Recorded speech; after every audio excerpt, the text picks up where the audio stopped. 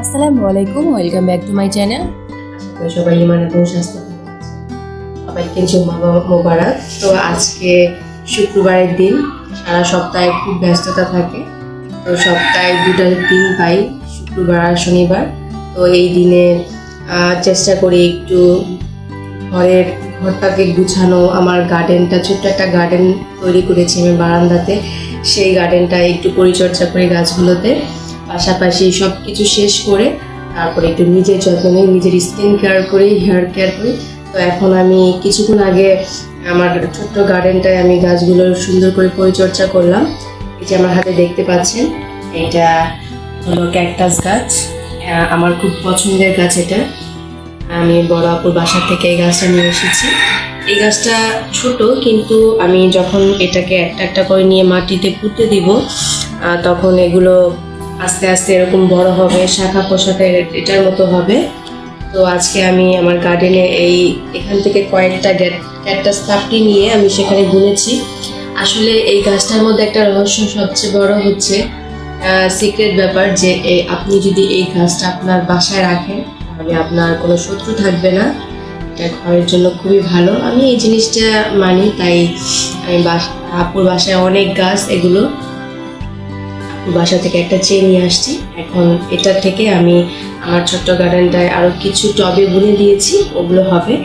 তো let's go, আমি আমার গার্ডেনটায় কীভাবে গাছগুলোকে বুনেছি সেটা আপনাদের সাথে শেয়ার করি।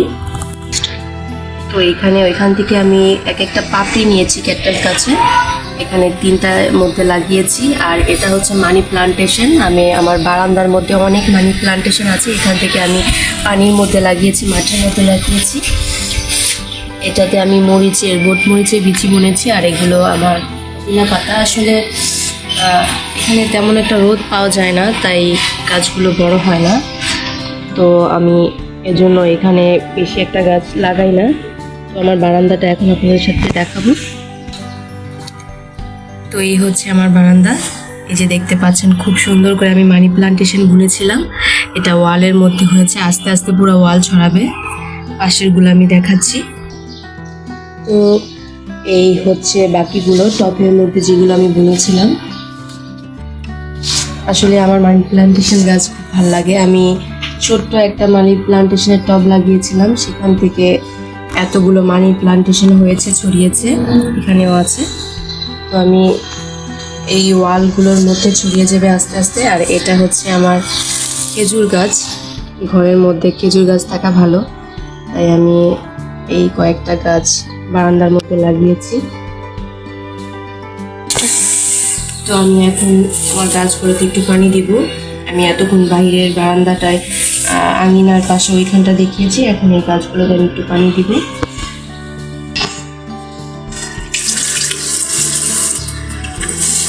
আসলে প্রতিটা জিনিসই যত্নে বেড়ে ওঠে।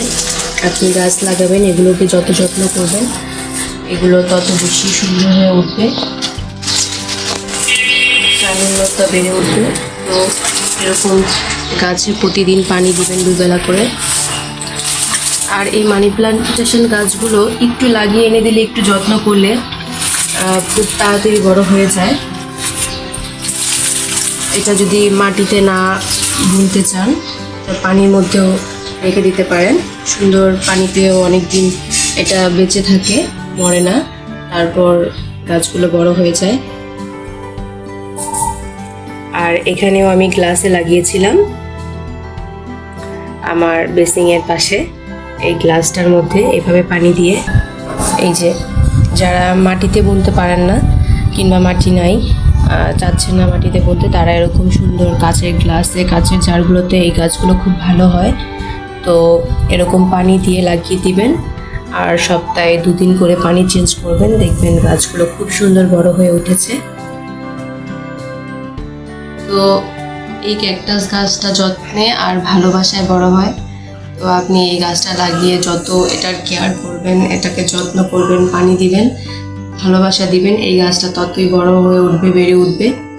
আসলে এটা খুব আদরের গাছ বলতে পারেন। এটাকে একটু রোদ দেখাবেন ব্যালকনির পাশে। তো এভাবে একটু যত্ন করলে, প্রতিদিন 2 বেলা কিংবা 1 বেলা পানি দিলে এটা সুন্দর করে পরিচর্যা করলে এই ক্যাকটাস গাছটা আরও বেড়ে উঠবে। তো এটা আপনারা বাসায় রাখবেন, কারণ আমাদের অনেক শত্রু থাকে। এই গাছটা যদি বাসায় আঙিনায় কিংবা ব্যালকনির পাশে লাগিয়ে রাখতে পারেন তাহলে ইনশাল্লাহ এটা অনেক ভালো ঘরের জন্য। আর যদি এখান থেকে নিয়ে বুনতে চান তাহলে এরকম এক একটা পাপড়ি ছিঁড়ে, এই ক্যাকটাসের পাপড়ি ছিঁড়ে মাটির মধ্যে লাগিয়ে দিলে ইনশাল্লাহ বড় হয়ে যাবে।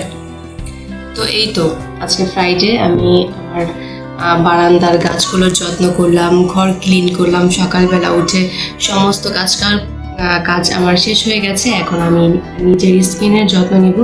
তো সপ্তাহে একটা দিন কিংবা 2টা দিন অবশ্যই নিজের যত্ন নেবেন, নিজের স্কিনের কেয়ার করবেন, হেয়ার কেয়ার করবেন। আমি সকালবেলা উঠে সব কাজ একদম কমপ্লিট করে ফেলেছি, আমার গাছগুলোর যত্ন নিয়েছি। তো এখন আমার পালা। আমি যেহেতু আজকে জুম্মাবার দিন আমার সব কাজ কমপ্লিট, আমি রোজা রেখেছি। এখন আমি আমার স্কিনটার কেয়ার করব, কারণ সারা সপ্তাহে অনেক রোদে যাওয়া আসা হয়, একদমই প্রপারলি ওইভাবে নিজের স্কিন কেয়ার করতে পারি না। সবসময় আমরা কেমিক্যালের মধ্যে ওই স্কিন কেয়ার প্রোডাক্টগুলো ইউজ না করি, বাসায় যেই প্রোডাক্টগুলো থাকে, বাসায় যেই আমাদের হাতের কাছে যে জিনিসগুলো থাকে সেই জিনিসগুলো দিয়ে আমরা সুন্দর স্কিনটাকে যত্ন নিতে পারি। তো ইফতার করার পরে অবশ্যই বেশি করে পানি খাবেন, ফ্রুটস খাবেন, তারপর শাকসবজি, ভেজিটেবল এগুলো খাওয়ার চেষ্টা করবেন, আর পর্যাপ্ত ঘুমাবেন। আজকের মতো এ পর্যন্তই। সবাইকে জুম্মা মোবারক, রমাদান মোবারক। আল্লাহ হাফেজ।